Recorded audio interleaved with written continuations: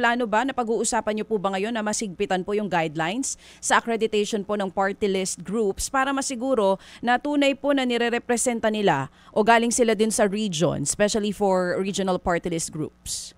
Alam niyo po, sana po talaga may mga pending na kaso ngayon, Ma'am DJ Chacha Sir Ted, sa Korte Suprema. Yun po ang kadahilanan kahit kung bakit gustong-gusto namin may pumupunta sa Korte Suprema, sapagkat una yung ating party list law, Republic Act 7941, ako napakatagal na batas na po yan na wala man lang isa mang word na binago sa batas na yan. Kaya po iba't ibang pagkakataon mayroong mga desisyon ng Korte Suprema na minsan po yung nagbabago, nag-enhance. So sana po ang hinihintay natin, meron po magiging ruling muli na magiging makaklarify na regional party, national party, sectoral organization, sectoral party, sapagkat para po hindi COMELEC ang nag-i-interpret.